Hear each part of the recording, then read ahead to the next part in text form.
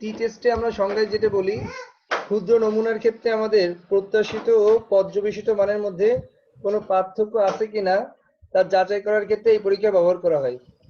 আমরা সাধারণত বলে থাকি টি টেস্ট সাধারণত যখন অঙ্কে এন এর মান, স্যাম্পলের মান 30 এর কম হয় তখন আমরা ওই পরীক্ষাগুলোকে টি টেস্টের মাধ্যমে করে থাকি। কেন আমরা যেরকম তোমাদের কাইস্কয়ার টেস্টে যেরকম 5টা ধাপে অঙ্কটা করতাম, আমরা এখানেও আমাদের 5 ধাপে অঙ্কটা করব। ধাপগুলো আগের মতোই। আমাদের প্রথম ধাপে আমরা কাইস্কয়ার টেস্টে কি করতাম বলতো? নাল হাইপোথিসিস।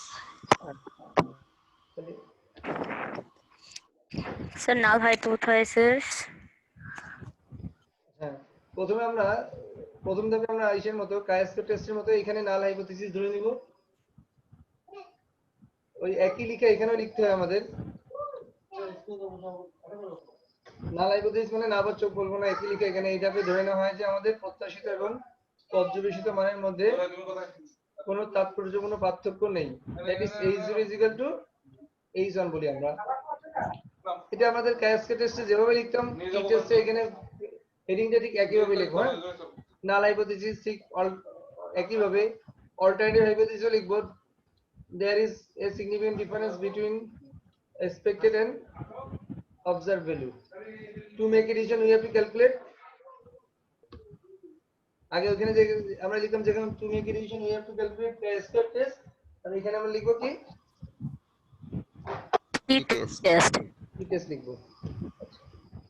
কাইস্কয়ার টেস্ট আর টি টেস্টের মধ্যে মূল পার্থক্য চিহ্ন কি দেখে বলো তো? এখানে স্যাম্পল n এর মান সব সময় কত হবে? 30 এর কম। আচ্ছা, কাইস্কয়ার টেস্টে আমাদের দেখো টোটাল n এর মান অনেক 1000 ও পাইছি, আমরা কখনো 800 পাইছি, মনে আছে? জি ভাইয়া। এখানে কিন্তু এখানে n এর মান সর্বদা 30 এর কম হবে যখন, তখন আমরা ওই পরীক্ষাগুলোকে কাইস্কয়ার টেস্টের মাধ্যমে আমরা ক্যালকুলেশন করব। 30 হইলে কি নেওয়া যাবে?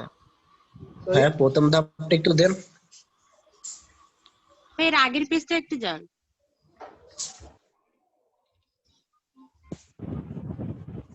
প্রথম ধাপ দ্বিতীয় ধাপ কিন্তু আমরা কাইস্কয়ার টেস্টে যেভাবে করতাম এখানে এসে ঠিক একইভাবে প্রথম ধাপ দ্বিতীয় ধাপ করব, ঠিক আছে?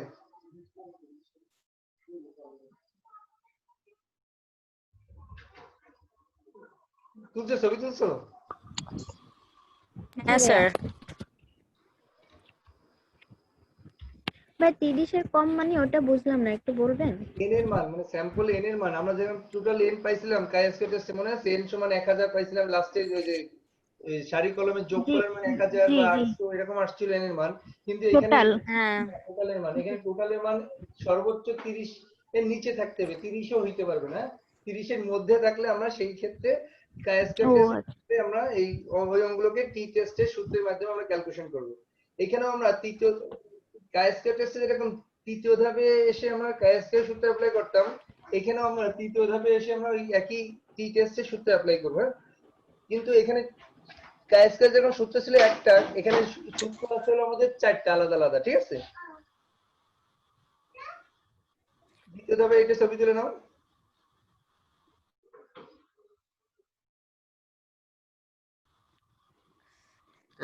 স্যার হ্যাঁ, নিয়েছি। 30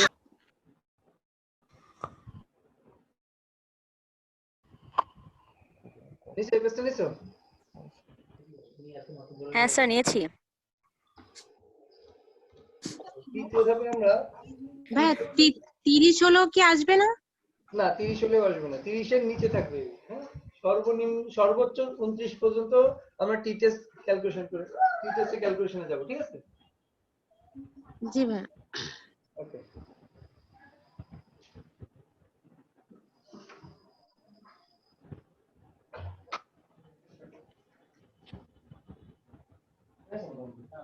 আচ্ছা,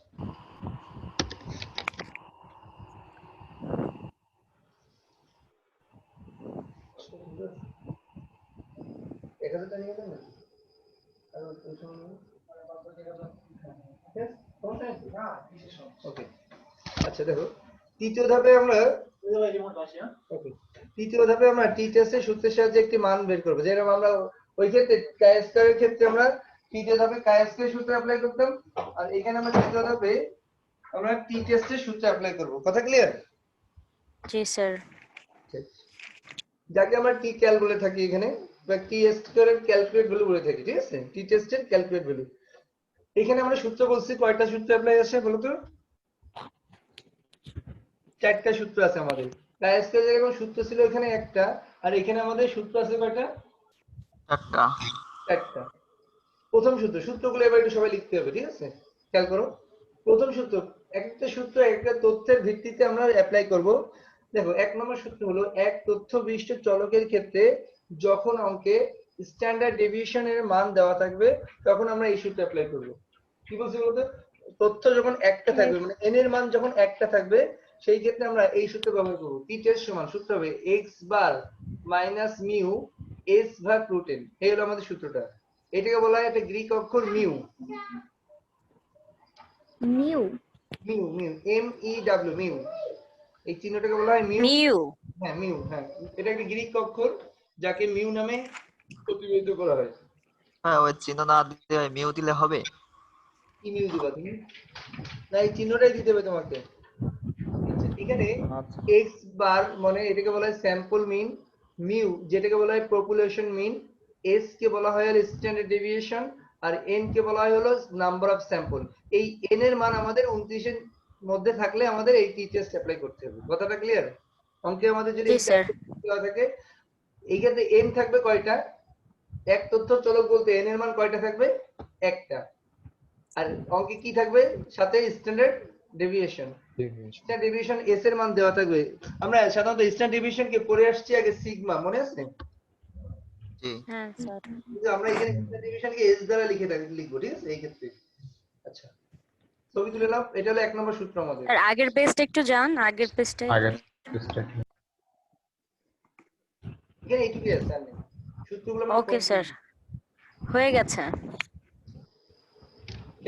মনে রাখতে হবে টি টেস্টের ক্ষেত্রে সবচেয়ে বড় শর্ত হলো আমাদের n এর মান 30 এর নিচে থাকতে হবে, এটুকু খেয়াল রাখতে হবে আমাদের, ঠিক আছে? ওকে ওকে স্যার। টি টেস্টে নাও। নিয়েছি। এবার 2 নম্বর সূত্রে আসি আমরা।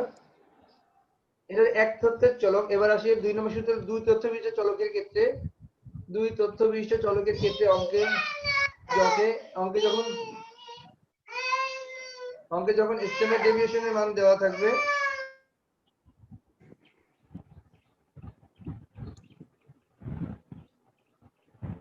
দুই তথ্য বিশিষ্ট চলকের ক্ষেত্রে অঙ্কে স্ট্যান্ডার্ড ডেভিয়েশনের মান দেওয়া থাকবে, সেই ক্ষেত্রে টি টেস্টের সূত্র হবে x বার 1 মাইনাস x বার 2।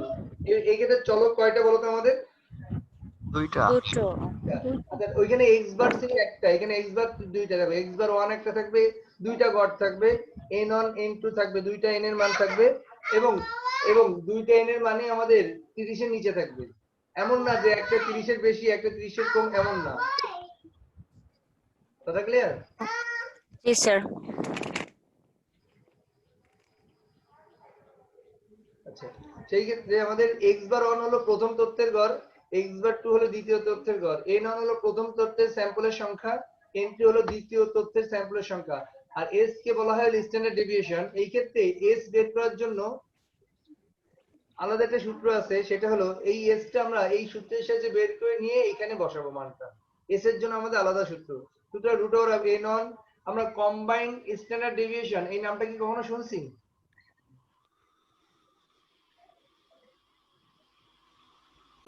না ভাইয়া। যৌথ পরিমিত ব্যবধান বা একত্রিত পরিমিত ব্যবধান, যৌথ স্ট্যান্ডার্ড ডেভিয়েশন বলা হয়, কম্বাইন্ড স্ট্যান্ডার্ড ডেভিয়েশন, যেটাকে আমরা এই ক্ষেত্রে s নামে লিখে থাকি। সূত্র হলো n1 s1 square plus n2 s2 square by n1 প্লাস n2 মাইনাস 2 দিয়ে পুরোটুকুর উপরে রুট, ঠিক আছে? এই s এর মানটা বের করে নিয়ে বাকি x বার 1 x বার 2 n1 n2 অঙ্কে দেওয়া থাকবে, এখানে এসে মান বসাতে হবে টি টেস্টে। তাহলে এই সূত্রটা আমরা কখন ব্যবহার করব তাহলে আমরা বুঝলাম, বলতো? 2টা তথ্য থাকলে। যখন স্ট্যান্ডার্ড ডেভিয়েশন দেওয়া থাকবে, মানে s1 s2 দেওয়া থাকবে, সাথে আমাদের কি বলে দুইটা তথ্য থাকবে, মানে n1 n2 দুইটা স্যাম্পল থাকবে, সেই ক্ষেত্রে আমরা দুই তথ্যের চলকে এখানে চলে যাব। এটা হলো আমাদের 2 নম্বর সূত্র। আমরা অঙ্ক দেখলে অঙ্ক সূত্রগুলো আরো বুঝতে পারবো, যখন আমরা অঙ্ক করবো তখন আরো ক্লিয়ার হয়ে যাবে, ঠিক আছে? এখন যে সূত্রগুলো তোমাদের ছবি তুলে রাখো আর খাতায় উঠে রাখবে তোমরা, নেক্সট ক্লাসে যেন সূত্রগুলো মুখস্থ থাকে আমাদের, ঠিক আছে? 3 নম্বর সূত্র, এক তথ্য বিশিষ্ট চলকের ক্ষেত্রে অঙ্কের যদি সাম অফ স্কয়ার অফ ডেভিয়েশনের মান দেওয়া থাকে সেই ক্ষেত্রে সূত্র হবে এটা। এই যে summation of x minus x বার। আচ্ছা এই ক্ষেত্রে একটু বলি, ডেভিয়েশন মানে আমরা বাংলায় কি বুঝি?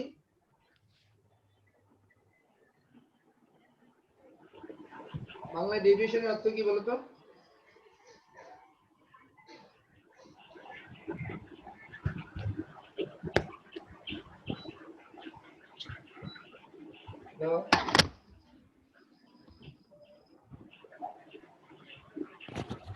জি ভাইয়া, কি হবে? ডেভিয়েশনের বাংলা অর্থ হলো ব্যবধান। হ্যাঁ, ডেভিয়েশন মানে কি? ব্যবধান। ব্যবধান। স্কয়ার অফ ডেভিয়েশন হলো ব্যবধানটা ব্যবধানটা একটু বুঝাইনি তোমাদের, একটু ব্যবধানটা বুঝাইতে বলে তোমাদের এই জিনিসটা বুঝতে সহজ হবে। আমি একটা রাফ পেপার নিই। দেখো মনে করো আমাদের একটা তথ্য সারিতে 4টে মান আছে, একটা মান আছে 5, বড় করে দিই। একটা 4টে মান আছে, একটা মান আছে 5, আরেকটা আছে 6, আরেকটা আছে 3, আরেকটা আছে 6। তাহলে মোট কয়টা মান হলো? 4টা। একটা। এই 4টে মানের যোগফল কত? 20। এই 4টে মানের যোগফল কত? 20। 20 এই 4টে মানের গড় কত বলো তো? গড় 20 ভাগ 4 5। 5। আচ্ছা এটাকে বলা হয় গড়। আর ব্যবধান বলতে বোঝায় এই গড় মান থেকে তার অন্য মানগুলোর মধ্যে যে পার্থক্য। যেমন 5, এই 5 থেকে 5 এর পার্থক্য দেখো, একটা হলো 5 বিয়োগ 5, আরেকটা হলো 5 বিয়োগ 6, আরেকটা ব্যবধান হলো 5 বিয়োগ 3, 3। আরেকটা ব্যবধান হলো 5 বিয়োগ 6। এটাকে বলা হলো ব্যবধান। আর আমার অঙ্কে আছে কি দেখো, অঙ্কে আছে হলো গেল কই, আচ্ছা সাম অফ স্কয়ার অফ ব্যবধান, মানে ব্যবধানের স্কয়ার অফ ডেভিয়েশন মানে হলো স্কয়ার অফ ডেভিয়েশন হলো, মনে করি ব্যবধানগুলো আমরা পাইছি। ব্যবধান বলতে আমরা কি বুঝি? তাহলে একটা তথ্য সারির গড় মান থেকে তার অন্যান্য মানগুলো যে দূরত্ব অবস্থান করতেছে এদের ব্যবধান, এই দূরত্বকে বলা হয় ডেভিয়েশন। ডেভিয়েশন কথাটা আগে বুঝছো কিনা? জি ভাইয়া। তাহলে কি বলতো, একটা তথ্য সারির গড় মান থেকে তার অন্য মানগুলো যে দূরত্বে অবস্থান করতেছে এটাকে বলা হয় ডেভিয়েশন। আর ডেভিয়েশন কে মনে করি 5 বিয়োগ 5, এর ডেভিয়েশন কত? 0। 0। আর ডেভিয়েশন কে স্কয়ার করলে, 0 কে স্কয়ার করলে কত হয়? 0। 0 5 মাইনাস 6, এর ডেভিয়েশন কত? -1। -1 এটাকে স্কয়ার করলে কত হয়? 1 5 বিয়োগ 3, এই ডেভিয়েশন কত? 2। 2 স্কয়ার করলে কত হয়? 4। 4 4 5 বিয়োগ 6, ডেভিয়েশন কত?1 -1 -1। স্কয়ার করলে কত হয়? 1। 1 তাহলে এই যে এইগুলোকে বলা হয় স্কয়ার অফ ডেভিয়েশন। 0 কি পাইছি দেখো তো, স্কয়ার ডেভিয়েশন 4টে আসছে। এটা হলো 0। 0, আরেকটা হলো 1। 1, আরেকটা কত? 4। 4, আরেকটা কত? 1। 1। এই 4টেকে বলা হয় স্কয়ার অফ ডেভিয়েশন। এই স্কয়ার অফ ডেভিয়েশন গুলোকে যোগ করলে এটাকে বলা হয় 4, 5, 6। তাহলে এই 6 এর নাম হলো সাম অফ স্কয়ার অফ ডেভিয়েশন। আমাকে এখানে কি বলা হচ্ছে? সাম অফ মানে যোগফল। কাদের যোগফল? Square of deviation. ডেভিয়েশনের স্কয়ারের যোগফল। এই মানটা দেয়া থাকবে হলো এই জায়গাটা, এই যে দেখো এই যে মাঝখানে যে অংশটা সামেশন অফ, এই অংশটাকে বলা হয় সাম অফ স্কয়ার অফ ডেভিয়েশন। দেখো দেখতে পাচ্ছ কিনা সবাই? এই মানটা যদি অঙ্কে দেওয়া থাকে সেই ক্ষেত্রে আমাদের এক তথ্যের চলক থাকলে আমাদের এই সূত্রটা ব্যবহার করতে হবে আমাদের। এই সাম অফ স্কয়ার ডেভিয়েশন জিনিসটা কি সবার কাছে কি ক্লিয়ার হয়েছে? জি ভাইয়া। এই মানটাকে বলা হয় হলো, দেখো ডেভিয়েশন মানে একটা তথ্য সারির মান থেকে তার গড় মানের মধ্যে যে পার্থক্য, এটাকে ডেভিয়েশন। ডেভিয়েশনে স্কয়ার করে তাদের যোগফলকে বলা হয় হলো সাম অফ স্কয়ার অফ ডেভিয়েশন, ঠিক আছে? জি স্যার।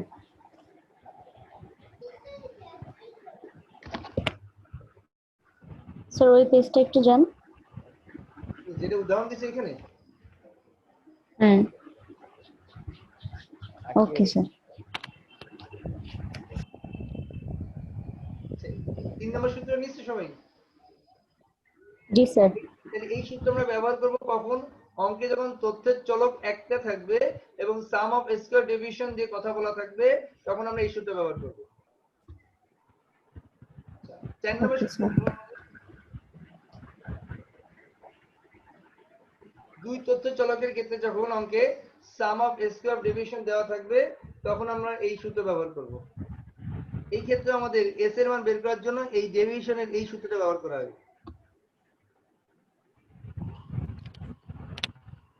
দুইটা তথ্যের ক্ষেত্রে এস এর মান বের করে নিতে হবে।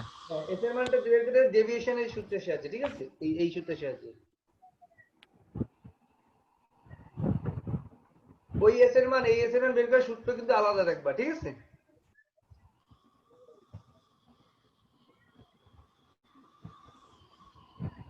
সূত্রটা তুলছো?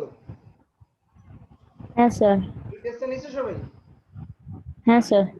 আমরা কয়টা সূত্র পাইলাম বলো তো? মূলত মূল সূত্র কয়টা পাইছি? একটা। চারটা। এই চারটের মধ্যে যে কোনো একটা সূত্র অ্যাপ্লাই করলে এইখান থেকে যে অ্যানসারটা আমাদের দিবে, এই অ্যানসারকে আমাদের কি মান বলা হয় বলো তো?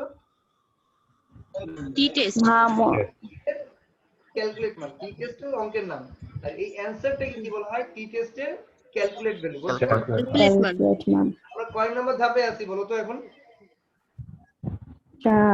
আচ্ছা 2 নাম্বার। 3 নম্বর ধাপে। 3 নাম্বার। লাভ হয়ে গেছে, অল্টারনেটিভ হয়ে গেছে, সূত্রের কাজটা করতেছি আমরা। সূত্রের কাজ করে এই চারটি সূত্রের মধ্যে যে কোনো একটা সূত্র অ্যাপ্লাই করলে আমরা এখান থেকে একটা মান পেয়ে যাব, যে মানকে আমরা বলবো টি টেস্টের ক্যালকুলেট ভ্যালু আমাদের। কথা ক্লিয়ার? ওকে, এবার এই ক্যালকুলেট ভ্যালু বের হয়ে গেলে এটাকে আমরা এইভাবে লিখি, চতুর্থ ধাপে লিখি। এই ধাপে আমাদের টি টেস্টের টেবিল থেকে আরেকটা মান বের করে নেওয়া হয়ে থাকে, যাকে আমরা বলে থাকি টি টেস্টের টেবিল টেবিল। কাই-স্কয়ার টেবিল যেরকম একটা আছে, টি টেস্টের জন্য আমাদের এরকম আলাদা একটা টেবিল আছে, যেখান থেকে আমরা টেবিলের মান বের করে থাকি, ঠিক আছে? টেবিল থেকে মান বের করার জন্য আমাদের ফ্রিডম বের করতে হয়। এখানে ডিগ্রি অফ ফ্রিডমের দুইটা সূত্র। এক তথ্যের ক্ষেত্রে সূত্র হলো n-1 অবলিক দিয়ে দেখো, দুই তথ্যের ক্ষেত্রে সূত্র হলো n1 + n2 - 2। আমাদের তথ্য দুইটা থাকে, দুই ধরনের থাকে না এখানে? একটা হলো এক তথ্যের চলক, একটা হলো দুই তথ্যের চলক। এক তথ্যের ক্ষেত্রে ডিগ্রি অফ ফ্রিডম হবে n-1, আর দুই তথ্যের ক্ষেত্রে ডিগ্রি অফ ফ্রিডম হবে n1 + n2 - 2। যখন আমাদের ডিগ্রি অফ ফ্রিডম থেকে আমরা ওইভাবে ক্যালকুলেট টেবিল থেকে টেবিলের মানটা পেয়ে যাব, তাহলে ক্যালকুলেট ভ্যালু আর টেবিলের ভ্যালু যখন আমাদের হাতে চলে আসবে, রিমার্কসটা আগের মতোই হবে। যদি ক্যালকুলেট ভ্যালুটা বড় হয় আর টেবিলের ভ্যালুটা ছোট হয়, তাহলে নাল হাইপোথিসিস আমাদের কি হয় মনে আছে? রিজেক্টেড। এই যাবে আমাদের সিদ্ধান্ত গ্রহণ করতে হয়, যদি টি ক্যাল মানে টি টেস্টের ক্যালকুলেট ভ্যালু যদি বড় হয় আর টি টেস্টের টেবিলের ভ্যালু যদি ছোট হয়, তাহলে নাল হাইপোথিসিস রিজেক্ট হয়।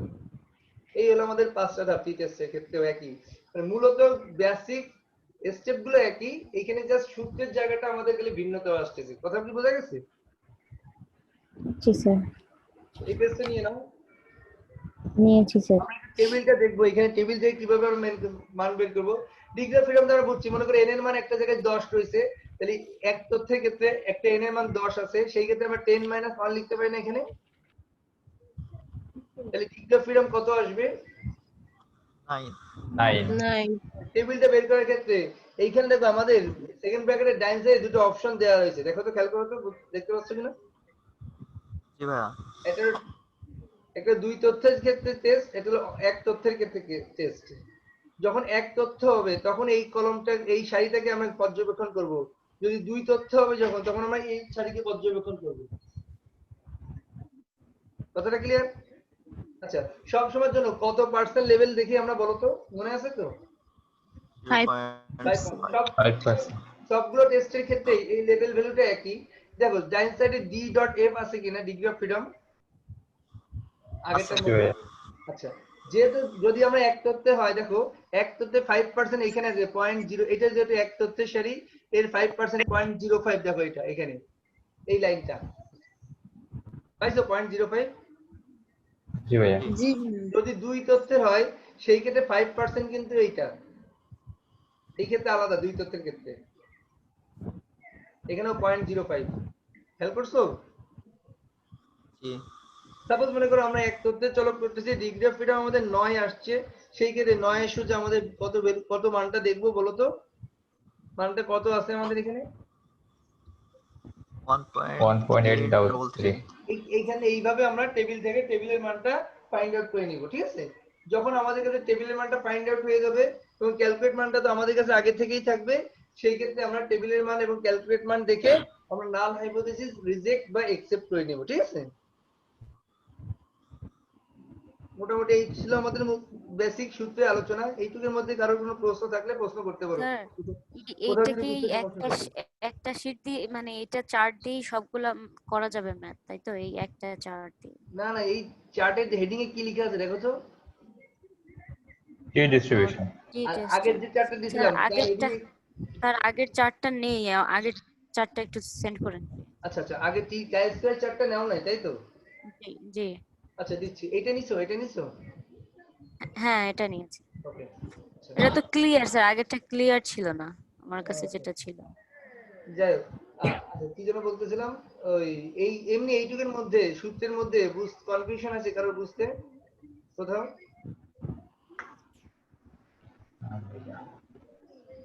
ওকে, না থাকলে মোটামুটি আজকে সূত্রের ক্লাস আমাদের আজকে এই পর্যন্তই, ঠিক আছে?